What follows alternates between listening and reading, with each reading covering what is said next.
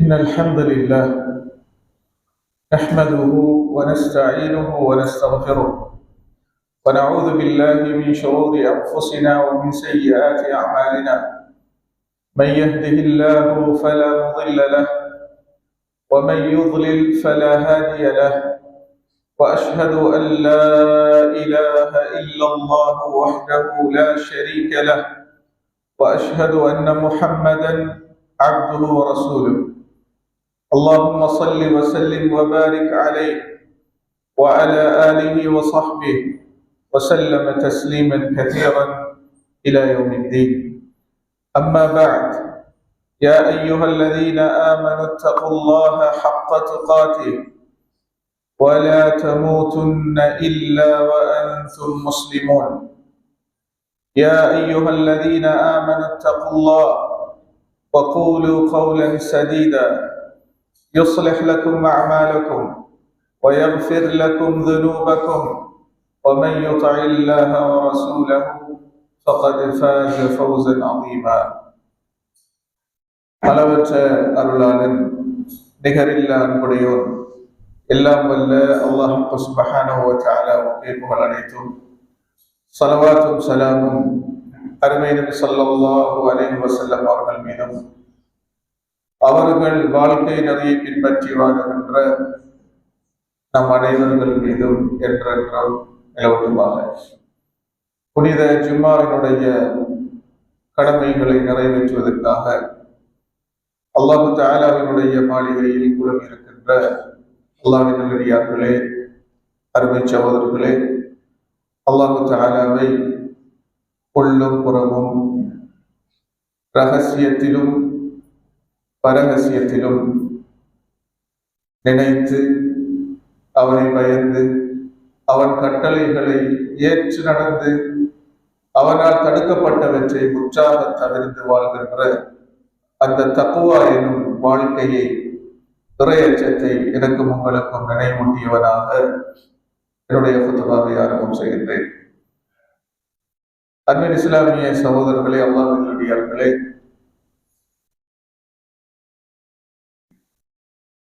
முஸ்லிம்களாகிய நாம் வாழ்கிற இந்த காலகட்டத்தில், இந்த சூழலில் மார்க்கத்தையும் மார்க்க வழிகாட்டல்களையும் சுன்னாவையும் நபி ஸல்லல்லாஹு அலைஹி வஸல்லம் அவர்கள் காட்டி தந்த வழிமுறைகளையும் பின்பற்றுவது சிரமமான இந்த காலகட்டத்தில், இன்னும் சொல்ல போனால் சிலவே அவை பரிகாசம் செய்யப்படுகிறது, அற்பமாக நோக்கப்படுகிற இந்த காலகட்டத்தில் மார்க்கத்தை சரியாக, முறையாக, முழுமையாக பின்பற்ற வேண்டும் என்ற ஆர்வம் கொண்டவர்களாக ஒரு குறுகிய மக்கள் இந்த உலகிலே நாம் வாழ்ந்து கொண்டிருக்கின்றோம். நபி ஸல்லல்லாஹு அலைஹி வஸல்லம் அவர்கள் நமக்கு சொன்ன, முன்னறிவிப்பு செய்த, எச்சரிக்கையாக இருக்க வேண்டும் என்ற அடிப்படையில் முன்கூட்டியே அறிவித்து சென்ற சில அடையாளங்கள், நிகழ்வுகள், சம்பவங்கள் உள்ளன. அதில் ஒன்றுதான் நபி ஸல்லல்லாஹு அலைஹி வஸல்லம் அவர்கள் சொன்னார்களே, யகில்லுல் இல்ம், அந்த மார்க்க கல்வி குறையும், அறியாமை தாண்டவமாடும். மற்ற துறைகள், கலைகள், விஞ்ஞானம், ஆராய்ச்சி, கண்டுபிடிப்புகள் என்று அதன் உச்சத்தை தொட்டு கொண்டிருக்கிற இந்த காலகட்டத்தில் நபி ஸல்லல்லாஹு அலைஹி வஸல்லம் முன்னறிவிப்பு செய்தார்களே, அறிவு குன்றும், மங்கி போகும் என்று. அது என்ன அறிவு என்று கேட்டால், இறைவன் யார் என்று காட்டித்தரும் அறிவு,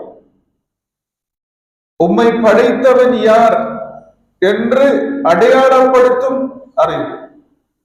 அவன் எப்படிப்பட்டவன் என்று சொல்லித்தரும் அறிவு. அவன் பண்புகள் என்ன,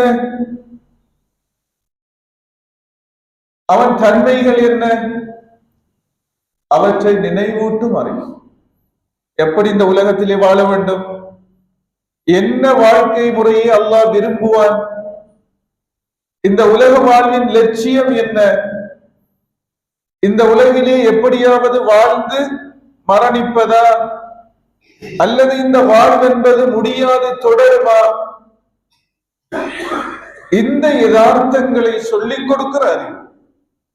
இது இன்று மங்கி போகிற ஒரு காலகட்டத்திலே வாழ்ந்து கொண்டிருக்கிறோம். இதற்கு ஆதரவில்லாத காலத்திலே வாழ்ந்து கொண்டிருக்கிறோம். இந்த கல்வியை பரப்புவர்களுக்கு மதிப்பில்லாத காலத்திலே வாழ்ந்து கொண்டிருக்கிறோம். இதற்கு செலவு செய்வதற்கு பின்வாங்குகிற காலத்திலே வாழ்ந்து கொண்டிருக்கிறோம். இன்னும் சொல்ல போனால் மார்க்கத்தை கற்று வெளியேறுகிற மாணவர்கள், அவர்களிலும் கணிசமானோர் இந்த துறைக்கு செல்லாமல் வேறு துறைகளை நோக்கி செல்ல வேண்டிய நிர்பந்த நிலையில் தள்ளப்படுகிற காலத்திலே வாழ்ந்து கொண்டிருக்கிறோம். இப்படியே போனால் பள்ளிவாசல்களில் சரியாக முறையாக தகுதி வாய்ந்த இமாம்கள் கிடைக்காமல் போய்விடும். மிம்பர்களிலே மார்க்கத்தை தெளிவாக, விவரமாக, விளக்கமாக, ஆழமாக சொல்லக்கூடிய அறிஞர்கள் இல்லாமல் போய்விடும். இது எல்லாவற்றுக்கும் சேர்த்துத்தான் நபி ஸல்லல்லாஹு அலைஹி வஸல்லம் சொன்னார்கள், பதஅல் இஸ்லாமு கரீபன். எப்படி இந்த இஸ்லாமிய மார்க்கம் ஆரம்பத்திலே ஆதரவில்லாமல்,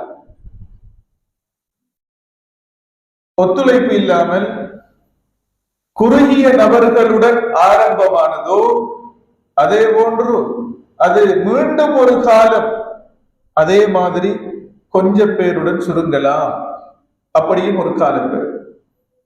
அப்ப அந்த நேரத்தில் இந்த மார்க்கத்தை சரியாக, அகீதாவை சரியாக, ஈமானை சரியாக, சுன்னாவை சரியாக கடைபிடிப்பவர்களுக்கு நற்செய்தி, சுபசோபனம் உண்டாகட்டும் என்று நான் சொல்லிவிடுகிறேன் என்று நபி ஸல்லல்லாஹு அலைஹி வஸல்லம் இந்த காலத்தை அடையாளப்படுத்தியிருக்கிறார்.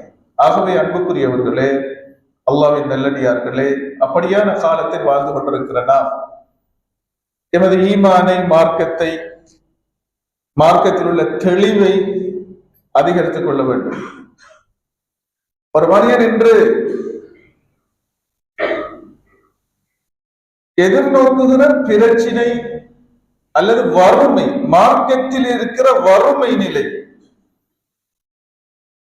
அதில் பிரதானமானது அவன் அல்லாஹ் தன்னை படைத்தவனை சரியாக முறையாக அறியாதிருக்கிறார். உள்ளங்களால் செய்ய வேண்டிய அமல்கள் உள்ளன. உறுப்புகளால் தொழுகிறோம், இது உறுப்புகளால் செய்கிறோம். ஜகாத் கொடுக்கிறோம், செல்வத்தால் நிறைவேற்றுகிறோம். ஹஜ் செய்கிறோம், உறுப்புகளால் நிறைவேற்றுகிறோம். உதவுகிறோம், எமது உறுப்புகளால் அவற்றை செய்கிறோம். இன்னொரு பகுதி இருக்கிறது அமாலுல் குலூப். அது என்ன? உள்ளத்தால் நிகழும் அமல்கள், உள்ளத்தால் நிறைவேற்றப்படும் இபாதத்துக்கள். அது விளங்காது, ஆனால் அதுவும் ஒரு இபாதத், அது முக்கியமானது. அதை வளர்த்துக் கொள்ள வேண்டும், அதை முறையாக நிறைவாக செய்ய வேண்டும். அப்படி என்ன இருக்கிறது? உள்ளத்தால் நிறைவேற்றும் இபாதத். உதாரணமாக திக்ருல்லாஹ், அல்லாஹ்வை நினைப்பது, இறை நினைவு. அது வாயால் அல்ல, அது உள்ளத்தில் நிகழ்வது, வாயினால் உறுதிப்படுத்தப்படுவது. அதன் ஊற்றுவாய், அதன் தொடக்கம் உள்ளத்தில் இருக்கும். ஒரு மனிதன் பாதையால் நடந்து செல்கிற போது ஒரு அற்புதமான காட்சியை பார்க்கிறான்.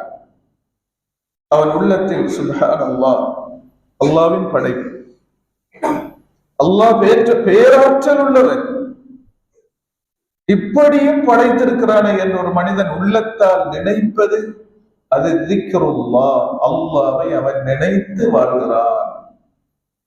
ஒரு நோயாளியை கண்டான், நோயினால் அவஸ்தைப்படுகிற ஒரு மனிதனை கண்டான், உள்ளத்தால் நினைக்கிறான், அல்லாஹ் என்னை இந்த நோயிலிருந்து காப்பாற்றினான்.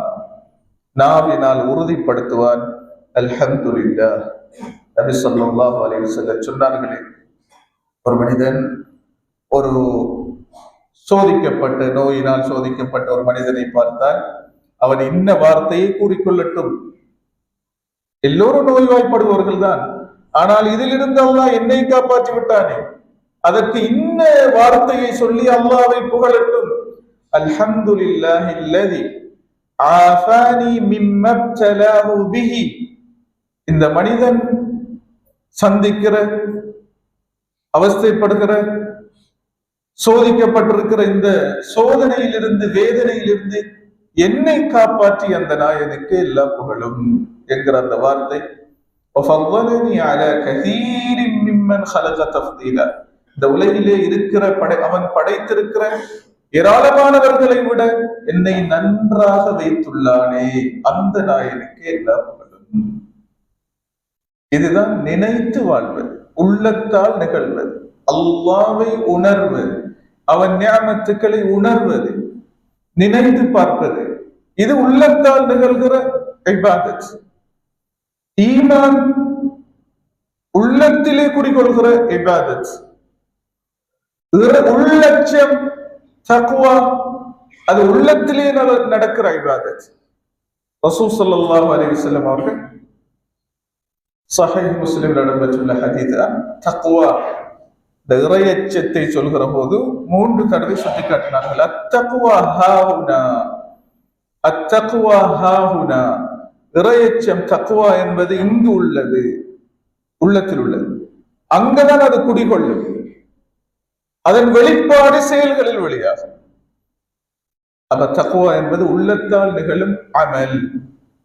அதே போலதான் அன்புக்குரிய சகோதரர்களே, அல்லாஹ்வின் நல்லடியார்களே, நமது உள்ளத்தில் எந்த அளவுக்கு தஅதீமுல்லாஹ், திக்ருல்லாஹ் என்று சொல்வது போல இன்னொன்று இருக்கிறது தஅதீமுல்லாஹ், அல்லாஹ்வை மேன்மைப்படுத்துவது, அவனை மகத்துவப்படுத்துவது. அந்த மகத்துவம் எந்த அளவுக்கு உள்ளத்தில் இருக்குமோ அந்த அளவு எமது செயற்பாடுகள் அழகாக இருக்கும், அதன் வெளிப்பாடுகள், அடையாளங்கள் மிக நன்றாக இருக்கும். அல்லாஹ் அதீம், அல்லாஹ்வின் பெயர்களில் ஒன்று அல் அதீம். அதீம் என்றால் 2 பொருள்கள் அதற்கு உள்ளன. ஒன்று மிக பெரியவன், இன்னொன்று மகத்துவமும் கண்ணியமும் மிக்கவன். அதுதான் அல் அதீம் என்று சொல்வது. பாருங்கள், ரசூல் ஸல்லல்லாஹு அலைஹி வஸல்லம் அவர்கள் ருக்கூஇலே இருக்கும் போது என்ன துஆவை சொன்னார்கள்? சுப்ஹான ரப்பியல் அதீம் சொன்னார்கள். அம்மர் ருக்கு, ருக்கூவை பொறுத்தவரைக்கும் நீங்கள் குனிந்து கொண்டிருக்கிற நிலை, நீங்கள் குனிந்திருக்கிறீர்கள், பணிந்திருக்கிறீர்கள், இந்த நிலை யாருக்கு முன்னாலும் நீங்கள் செய்ய மாட்டீர்கள், பணிய மாட்டீர்கள், பணியவும் கூடாது. இஸ்லாமிய மார்க்கத்தில் ஒருவருக்கு முன்னால் அவரை கட்டி தழுவலாம், முத்தமிடலாம், முசாபக செய்யலாம், அவருக்கு குனியலாமா? இந்த ருக்கு நிலை இது அல்லாஹ்வுக்கு மாத்திரம் உரிய நிலை. எனவேதான் நபி ஸல்லல்லாஹு அலைஹி வஸல்லம் சொன்னார்கள், அம்மர் ருக்கு, ருக்குவை பொறுத்தவரை ஃபஅல்லிமு ஃபீஹி ரப், அதிலே உங்கள் இறைவனை மகத்துவப்படுத்துங்கள். எனவே நான் இந்த மகத்துவப்படுத்துவது வார்த்தையால் எப்படி? சுப்ஹான ரப்பி அல் அதீம் என்று சொல்லுங்கள். அதே போலதான் நபி ஸல்லல்லாஹு அலைஹி வஸல்லம் அவர்கள் சொன்ன சஹீஹ் புகாரியில கடைசி ஹதீஸ், இறுதியாக பதியப்பட்டுள்ள ஹதீஸ், கலிமத்தான், 2 வார்த்தைகள் உள்ளன. அல்லாஹ்வுக்கு மிக விருப்பமான வார்த்தைகள் அவ்விரண்டும். ஹபீபத்தானி இலர் ரஹ்மான், ரஹ்மானுக்கு மிக விருப்பமான 2 வார்த்தைகள். ஸகீலத்தானி ஃபில் மீசான், இந்நாளை மறுமையில் அமல்கள் நெருக்கப்படும் போது அந்த நன்மை தட்டை கதிக்க செய்யும் அமல்களில் மிகவும் பிரதானமான வார்த்தை அந்த இரண்டு வார்த்தை. என்னது? சுப்ஹானல்லாஹி வ பிஹம்திஹி சுப்ஹானல்லாஹில் அஸீம். மகத்துவமிக்க அல்லாஹ் தூயவன், மகத்துவமிக்க அல்லாஹ் தூயவன். அப்ப அல்லாஹ்வை மகத்துவப்படுத்தல் என்பது அந்த வார்த்தை மிகவும் முக்கியமானது. அது உள்ளத்தில் ஆழமாக பதிய வேண்டும். எனவேதான் அல்லாஹ் தஆலா அல்லாஹ்வை மகத்துவப்படுத்தாதவர்களை திருமறை அல் குர்ஆனில் உள்ளத்தாலும் செயலாலும், உள்ளத்தால் செயலால் வார்த்தை மகத்துவப்படுத்துவது ஈமானின் பிரதானமான அங்கம் அது. எனவேதான் இன்று இலகுவாக மார்க்கத்தை விமர்சிக்கிறார்கள். அல்லாஹ்வை பயந்து கொள் என்றால் அதை பற்றிய எந்த ஒரு அந்த வார்த்தைக்கு எந்த பெருமதியும் இல்லை. ஒரு பொருளை விற்பனை செய்கிற போது உண்மையாக இந்த பொருள் இந்த பொருள் தானா என்று கேட்டாலும் அல்லாஹ்வின் மீது சத்தியமிட்டு சொல்வது சாதாரணமான விஷயமாக போய்விட்டது. சத்தியமாக அல்லாஹ் மீதானையாக இப்ப எல்லோருக்கும் அரபு மொழியிலேயும் அரபு நாடுகளுக்கு போனதற்கு பின்னால் எப்படி சத்தியம் செய்வது அரபுல என்றும் தெரியும். வல்லாஹி என்று அதிகமான கணிசமான மக்கள் சொல்கிறார். அதுதான் அந்த சத்தியம் செய்கிற முறை. வ என்றால் சத்தியமாக என்பது அல்லாஹ் அரபு மொழியில உள்ள ஒரு மொழி. குர்ஆனிலும் அது நிறைய இடம்பெற்றது. அப்ப அந்த சத்தியம் எதற்கு, யாரை முன்வைத்து சத்தியம் செய்கிறேன்?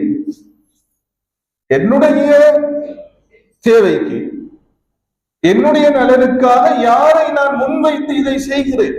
இந்த பொருளை விற்கிறேன், இந்த காரியத்தை நிறைவேற்றிக் கொள்கிறேன். அல்லாஹ்வை அற்புதமான பொய்யான ஏமாற்று விடயங்களில் கூட ஒரு மனிதன் அல்லாஹ்வை முன்னிறுத்துகிறான் என்றால் அவருடைய உள்ளத்திலே அல்லாஹ்வின் மகத்துவம் அடியோடு இல்லை.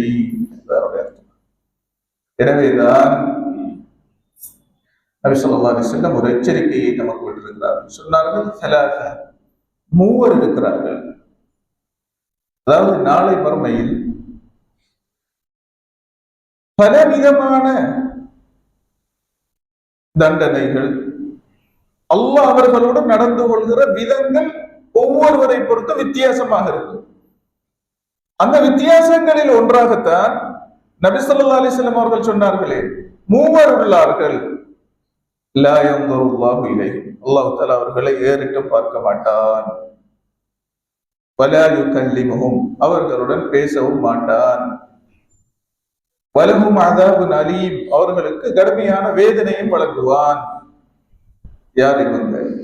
அப்ப நபி ஸல்லல்லாஹு அலைஹி வஸல்லம் 2-3 தடவைகள் இப்படி சொல்லி பேசவும் மாட்டான், அவர்களை ஏறிட்டும் பார்க்கவும் மாட்டான், அவர்களை கடுமையாக தண்டிப்பான். இன்னும் சில செய்திகளில் அவர்களை தூய்மைப்படுத்தவும் மாட்டான், பாவத்தை மன்னித்து சுத்தப்படுத்தி அனுப்புற அந்த வேலையும் அவர்களுக்கு நடக்காது. அப்ப சஹாபாக்கள் கேட்பார்கள், அப்படி யார் யா ரசூலுல்லாஹ்? அப்ப நபி ஸல்லல்லாஹு அலைஹி வஸல்லம் ஒரு தடவை சொன்ன, அல் முன்ஃபிகு சில்அதஹு பில் ஹரிஃபில் காதிப், பொய் சத்தியம் சொல்லி வல்லாஹி என்று அல்லாஹ்வை முன்னிறுத்தி பொய்யாக சத்தியம் செய்து தன் பொருளை விற்பனை செய்தவன் சொன்னார். பொருளை பொய் சொல்லி விற்பனை செய்வது தவறு, அதுவும் ஹராம். அல்லாஹ்வை முன்னிறுத்தி அந்த வேலையை செய்தால் அடியோடு அல்லாஹ்வின் மகத்துவம் அவனுடைய உள்ளத்தில் இல்லை என்பது அர்த்தமாகும். அதற்கு கடுமையான தண்டனை. அல்லாஹ் தஆலா அப்படிப்பட்டவர்களுடன் இன்ன முறையில் நடந்து கொள்வான் என்று ரசூலுல்லாஹி ஸல்லல்லாஹு அலைஹி வஸல்லம் கடுமையாக எச்சரித்தார்கள். இதுதான் அல்லாஹ்வின் மகத்துவம் நமது உள்ளத்தில் எந்த அளவுக்கு இருக்கிறது. அப்ப அந்த மகத்துவம் வந்துவிட்டால் எமது செயற்பாடுகள் நெறிப்படுத்தப்படும், ஒழுங்குபடுத்தப்படும். எனவேதான் திருமறை அல் குர்ஆன் அல்லாஹ் தஆலா சொல்கிறான், வமா கதருல்லாஹ ஹக்க கத்ரி, அல்லாஹ்வின் மகத்துவத்தை கண்ணியத்தை அவர்கள் சரியாக புரியவில்லை, அறியவில்லை, அமல்படுத்தவில்லை. சஹீஹ் புகாரியில, சஹீஹ் முஸ்லிமில ஒரு செய்தி, ஒரு சம்பவம் இடம்பெறுகிறது. அப்துல்லாஹ் இப்னு மஸ்ஊத் ரலியல்லாஹு அன்ஹுமா அவர்கள் அறிவிக்கிறார், ஒரு தடவை யூத மத போதகர் ஒருவர் நபி ஸல்லல்லாஹு அலைஹி வஸல்லம் அவர்களிடம் வந்து, முஹம்மதே, அவர்கள் முஹம்மது என்று தான் அழைப்பார்கள். ஸல்லல்லாஹு அலைஹி வஸல்லம் அவங்க அல்லாஹ்வின் தூதர் என்று அழைக்க மாட்டார்களே, முஹம்மது என்று தான் அழைப்பார்கள், அல்லது அபுல் காசிம் என்று அழைப்பார்கள்.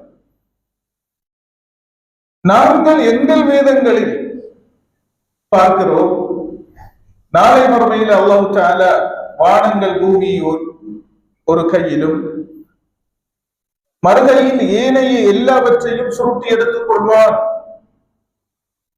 அவ்வளவு பிரமாண்டமானது. பிரபஞ்சத்தை கையில் எடுத்துக் கொள்வான். எங்கள் வேதங்களில் நாங்கள் பார்க்கிறோம், அறிகிறோம். நபி ஸல்லல்லாஹு அலைஹி வஸல்லம் இது உண்மைதானா என்ற அடிப்படையில் கேட்டபோது ரசூல் ஸல்லல்லாஹு அலைஹி வஸல்லம் அதை கேட்டுவிட்டு சிரித்தார்களாம், புன்னகைத்து விட்டு.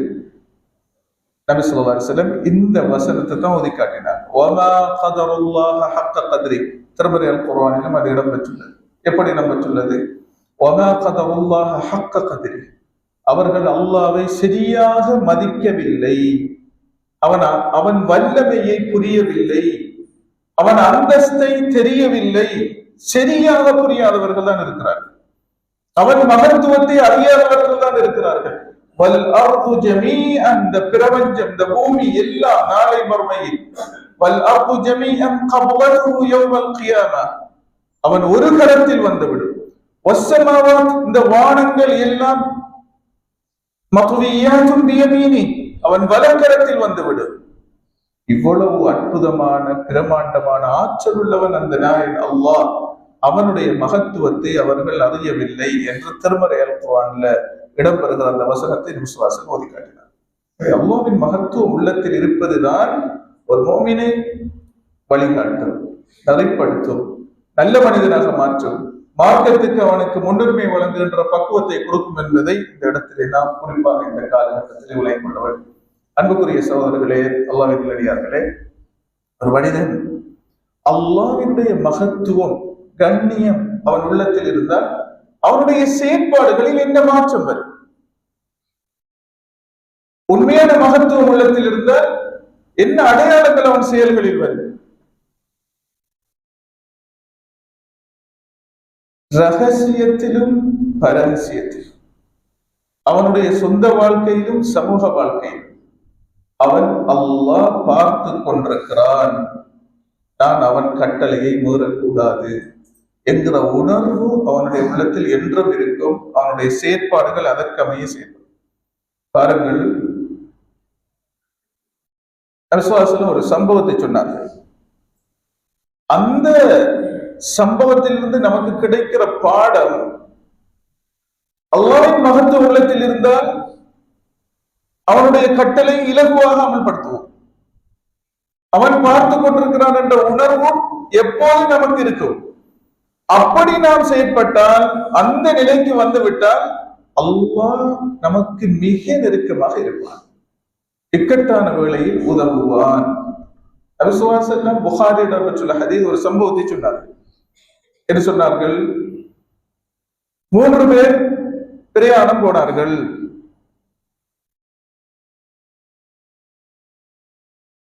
இரவு நேரமானவுடன் அவர்கள் ஒரு குகைக்குள் தங்கினார்கள். காலையில் எழுந்து பார்த்தார்கள், வெளியிலே செல்வதற்கு செல்ல முடியவில்லை. அது மலையிலே இருந்து ஒரு பாறாங்கல் உருண்டு வந்து அவர்கள் நுழைந்த வாயிலை அடைத்துக் கொண்டது. வெளியில வர முடியவில்லை. இப்போது அவர்கள் 3 பேரும் முடிவெடுத்தார்களாம், நமது வாழ்க்கையில் செய்த அல்லாஹ்வுக்காக செய்த, அல்லாஹ் பார்த்து கொண்டிருக்கிறான் என்று செய்த, அவனை பயந்து நிறைவேற்றிய அப்படி ஏதாவது அமல்கள் இருக்கிறதா? ஒவ்வொரு நாளும் நினைச்சு பாருங்க.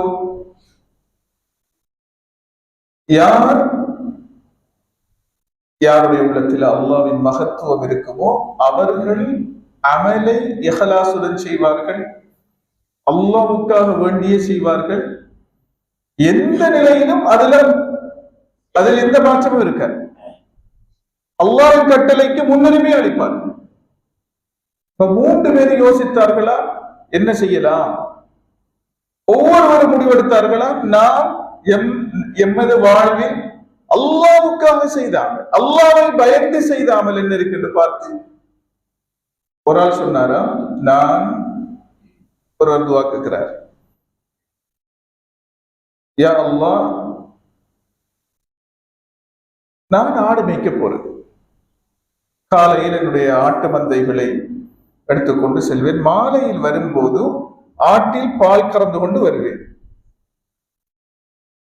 வந்தால் முதலில் என் பிள்ளைகள் என் மனைவிக்கு கொடுக்க மாட்டேன், முதலில் யாருக்கு கொடுப்பேன், என் தாய் தகப்பனுக்கு தான் கொடுப்பேன், தாய் தகப்பனுக்கு முன்னுரிமை, வயசானவர்கள் அவர்களின் பசியை போக்க வேண்டும், முதலில் அவர்கள் பசியாற வேண்டும், அதை பார்த்து நான் மகிழ வேண்டும்.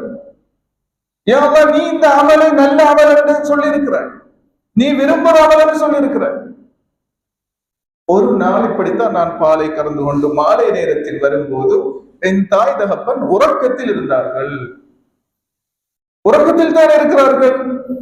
எனவே அவர்கள் எழும்பட்டும் என்று சொல்லி கறந்த பாலை எடுத்துக்கொண்டு போய் என் மனைவி மக்களுக்கு கொடுக்காது, அவர்கள் தலைமாட்டிலே நான் நின்று கொண்டு காத்து கொண்டிருந்தேன், அவர்கள் தானாக எழும்பதை என் மனைவி மக்களுக்கு கொடுக்கவும் இல்லை, அவர்களை எழுப்பாட்டவும் இல்லை, தூக்கத்தை கலைக்க கூடாது, அதே நேரம் அவர்களுக்கு முதல் யாருக்கும் கொடுக்கவும் கூடாது என்று அவர்களுடைய தலைமாட்டிலே காத்திருந்தேன். இது எல்லோராலும் செய்ய முடியாது. அப்படி ஒருவர் தன் மனைவி மக்களுக்கு முதல் கொடுத்தாலும் மார்க்கத்தில் தவறில்லை. ஆனால் சிலர்கள் அல்லாஹ்வின் கட்டளைக்கு, அவன் விரும்பும் செயல்களுக்கு மிகவும் முன்னுரிமை வழங்குவார்கள்.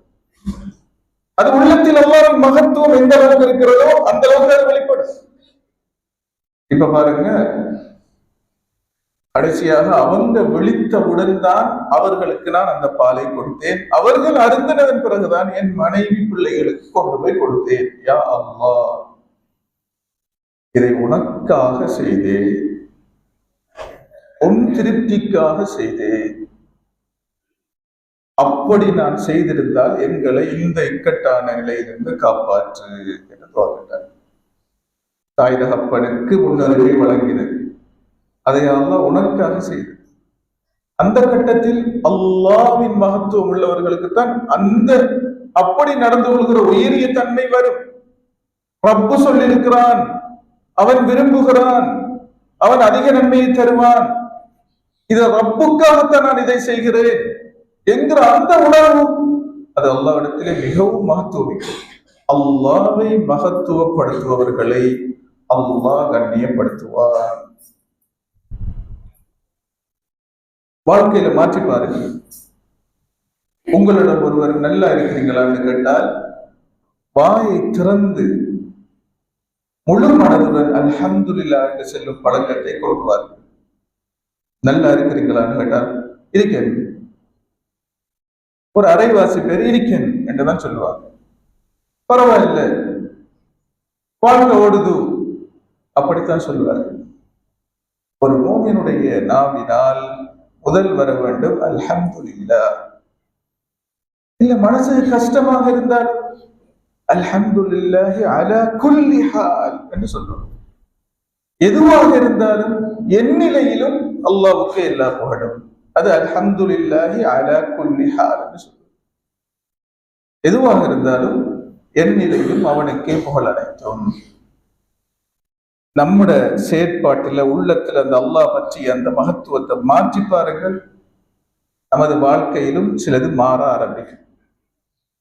எனவே அல்லாஹ் தஆலா இப்படிப்பட்டவர்களுக்கு நிச்சயம் உதவுவார். அவருடைய துஆவை பாருங்கள், யா அல்லாஹ், இதை உனக்காக செய்திருந்தால் என்றுதான் கேட்டார். எனவே அந்த பாறாங்கள் சற்று விலகியது, வெளியில் செல்ல முடியவில்லை. இரண்டாம் நபர், இப்போது நான் பிரார்த்திக்கிறேன். அவர் சொன்னாராம், நான் வேலைக்கு கூலிக்கு ஒரு மனிதனை கொண்டு வந்தேன், வேலை வாங்கினேன், கூலி கொடுக்கவில்லை, அவன் கூலியை பெறாமல் சென்று விட்டான்.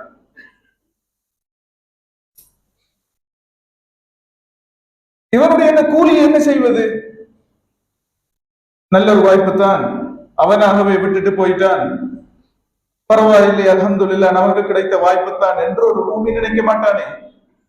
இது அவருடைய ஹக், அதை கொடுத்து விட வேண்டும், அதை சேர்த்து விட வேண்டும் என்று அவருடைய மனசு பதற வேண்டும். அதுதான் மனிதன் ஈமானுக்கு முன்னால். ஆனால் இஸ்லாம் ஈமான் அது அதற்கு மேலால் அவனை தூண்டும், அவனுடைய மனசை நிம்மதியாக இருக்க விடாது, இதை அவனுக்கு கொண்டு சேர்க்க வேண்டும். இந்த மனிதன் என்ன செய்தானாம், அந்த பணத்துக்கு இவன் எப்போதாவது வருவானே கொடுக்க வேண்டும் என்று ஒரு ஆட்டு குட்டியை வாங்கி போட்டான்.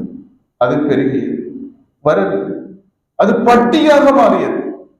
அதிலிருந்து மாட்டுப்பட்டி பட்டிகளாக பெருகிக் கொண்டிருக்கின்றன.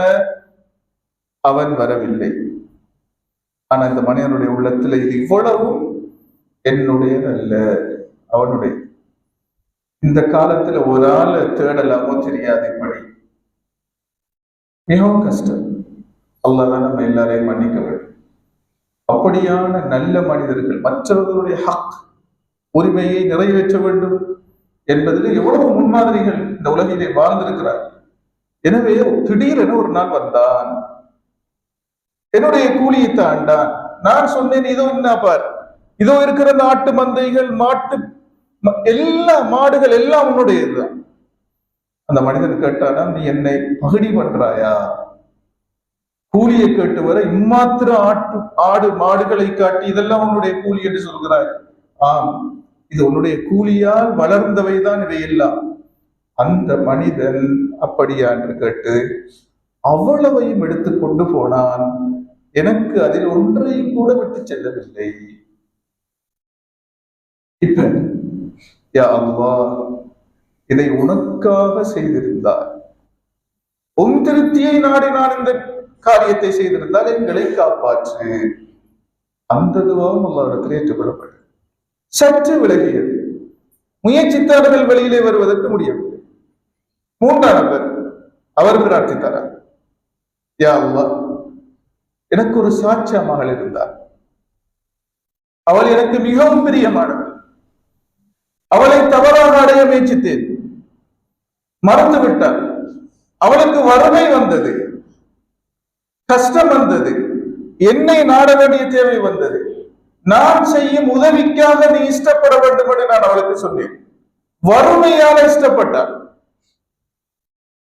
தகாத முறையில் அவளை அடைய எந்த திரையும் இல்லை என்று இருக்கிற நிலையில் அவள் திடீரென சொன்னால், இத்தகில்லாஹ், அல்லாஹ்வை பயந்து கொள், லா தஃபுத்தல் ஹாத்தம், என்னை தவறாக அடைய முயற்சிக்காதே, அல்லாஹ்வை பயந்து கொள் என்று சொன்னார்.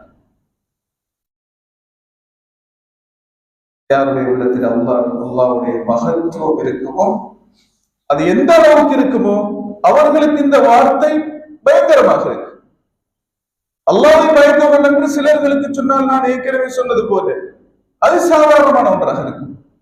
என்னதான் இருந்தாலும் சில நேரம் சிலர்களுக்கு அவர்களுடைய உள்ளத்தில் உள்ள அந்த ஈமான், அந்த அல்லாஹ்வின் மகத்துவம் தூண்டப்பட்டால், அல்லாஹ் தஆலா திருமறை அல் குர்ஆனிலே சொல்வது போல, இதா மஸ்ஸஹும் ததக்கரு ஃபஇதா ஹும் முப்சிரூன், தாயிஃபும் மினஷ் ஷைத்தானி ததக்கரு ஃபஇதா ஹும் முப்சிரூன், அவர்களுக்கு இறை நினைவூட்டப்பட்டால், ததக்கரு, மறந்த அந்த அல்லாஹ்வை நினைவு கூர்ந்து, ஃபஇதா ஹும் முப்சிரூன், தெளிவடைந்து விடுவார்கள், நிதானித்து விடுவார்கள் என்று அல்லாஹ் தஆலா சொல்லியிருக்கிறார். அப்படியான மனிதன் தான் அந்த மனிதன். அல்லாஹ்வை பயந்து கொள் சொன்னவுடன் அந்த வார்த்தையை கேட்டு நான் அந்த இடத்தில் இருந்து ஓடோடி விட்டேன். எந்த திரையும் இல்லை, எந்த தடையும் இல்லை. ஆனால் உன்னுடைய வார்த்தை, உன்னுடைய பெயரை கேட்டவுடன் எழுந்து சென்று விட்டேன். யா அல்லாஹ், இதை உன்னை பயந்து உன் பெயர் கேட்டு உனக்காக அந்த தவறை நான் விட்டேன், அதை உனக்காக செய்திருந்தால் எங்களை காப்பாற்று. உடனே அந்த பாறாங்கல் முழுமையாக விலகியது. மூவரும் பாதுகாப்பாக வெளியேறி சென்றார்கள்.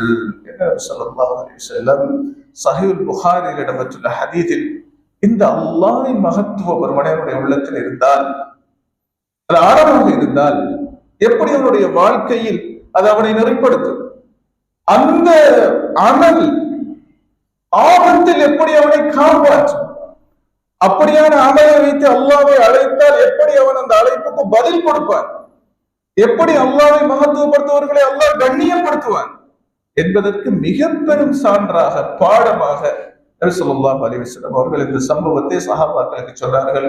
எல்லாம் வல்ல அல்லாஹ் சுப்ஹானஹு வ தஆலா அவனை நாமும் மகத்துவப்படுத்துகின்ற அந்த நல்ல பண்பை நம் அனைவருக்கும் அல்லாஹ் தஆலா தந்தருள்வானாக. வாஹிரு தஅவானா அல்ஹம்துலில்லாஹி ரப்பில் ஆலமீன்.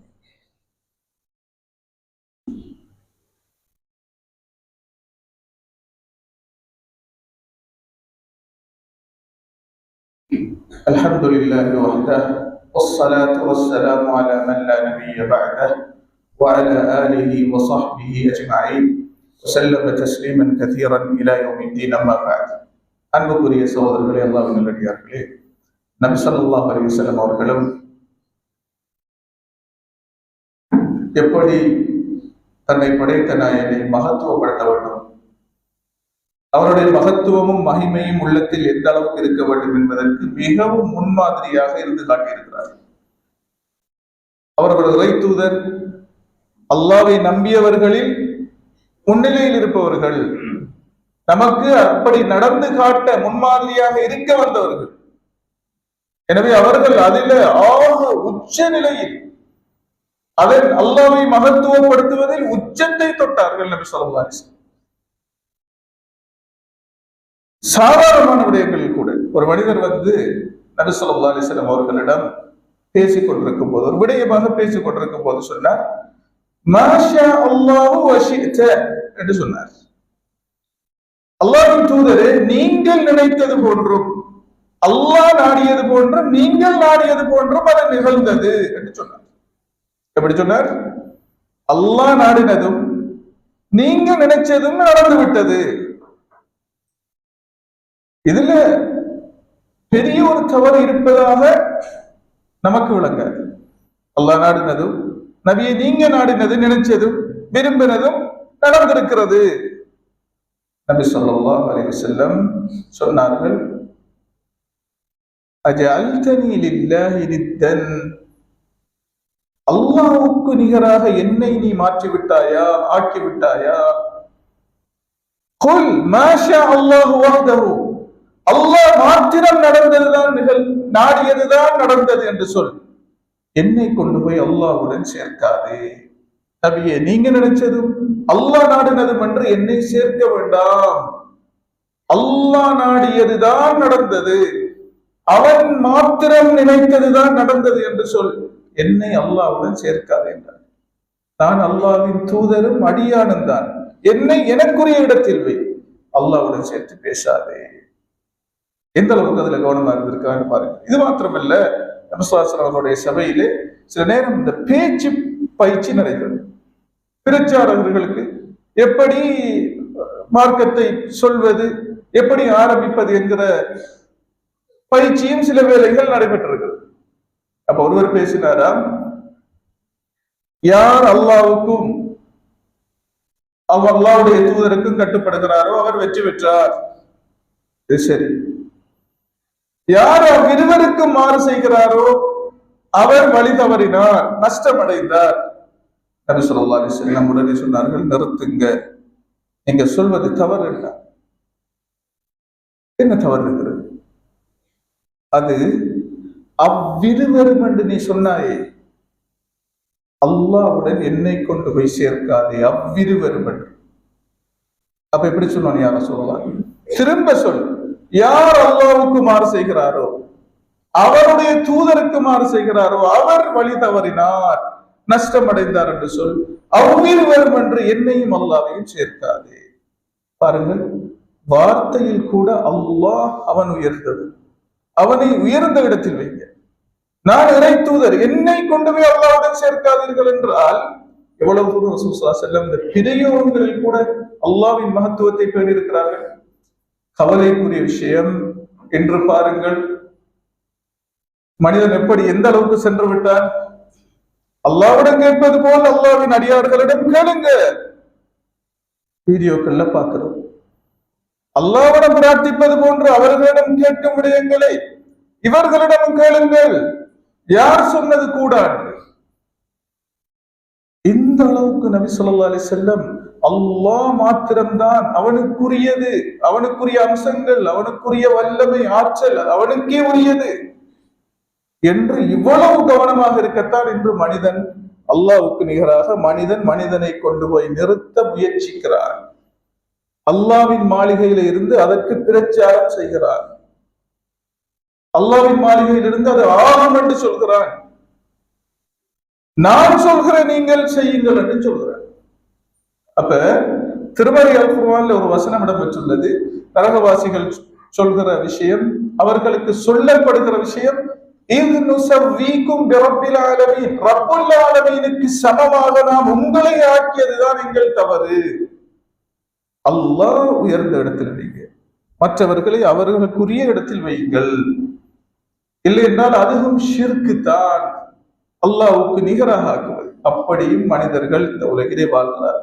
ஆகவே அன்புக்குரியவர்களே, அல்லாஹ்வின் நல்லடியார்களே, ஆகவேதான் அல்லாஹ் தஆலா அவனை மகத்துவப்படுத்துவர்களுக்கு, அவனை கண்ணியப்படுத்துவர்களுக்கு, மகிமைப்படுத்துவர்களுக்கு, அவனை மாத்திரம் பயப்படுபவர்களுக்கு, அவன் கட்டளைகளுக்கு முன்னுரிமை வழங்குவர்களுக்கு நாளை மறுமையில சூரா ரஹ்மானில் ஒரு அழகான ஒரு வாக்குறுதி அளிக்கப்பட்டிருக்கு. எந்த வாக்குறுதி? வலிமன் காஃப மகாம ரப்பிஹி ஜன்னதான். அல்லாஹ்வுக்கு முன்னால் நாளை மறுமையில் நான் நிற்க வேண்டி வரும், நிறுத்தப்படுவேன். அல்லாஹ்வுக்கு முன்னால் நிற்கிற ஒரு இடம் எனக்கும் உண்டு என்ற எண்ணத்தில் வாழ்ந்தவர்கள், நிறுத்தப்படுவேன், விசாரிக்கப்படுவேன், அவன் என்னை விசாரிப்பான் என்று நினைத்து பயந்து வாழ்ந்தார்களே, அவர்களுக்கு ஜன்னதான், 2 சுவனங்கள் உண்டு என்று அல்லாஹ் தஆலா சூரா ரஹ்மான்ல, நீங்கள் அமல் செய்ததுக்கும் இந்த உங்களுடைய இந்த பண்பு, அல்லாஹ்வை நினைத்து வாழ்ந்தீர்களே, அவனை பயந்து வாழ்ந்தீர்களே, அவன் கட்டளைகளுக்கு முன்னுரிமை வழங்கினீர்களே, அதற்கு அல்லாஹ் தஆலா இன்னொரு சுவர்க்கம் சேர்த்து 2 சுவனங்கள் அவர்களுக்கு வழங்கப்படும் என்று சொல்லியிருக்கிறார். அந்த சுவர்க்கத்தை நாமும் அடைய வேண்டும். ஆகவே அன்புக்குரியவர்களே, அல்லாஹ்வின் நல்லடியார்களே, அல்லாஹ்வின் மகத்துவம் குன்றி போகிற இந்த காலகட்டத்தில், படைத்த நாயனின் மகிமை புரியாத மக்கள் வாழ்கிற இந்த காலகட்டத்தில், அல்லாஹ் ஒருவன் இருக்கிறானா என்றே மக்கள் சிலர்கள் சந்தேகிக்கிற இந்த காலகட்டத்திலே, நாம் இப்படியான அம்சங்களை அறிந்து கற்று தெரிந்து அல்லாஹ்வை உரிய முறையில் மகத்துவப்படுத்துகிற நல்ல மூமின்களாக அல்லாஹ் தஆலா நம் அனைவரையும் ஆக்கி அருள்வானாக. வஆகிரு தஅவானா அல்ஹம்துலில்லாஹி ரப்பில் ஆலமீன்.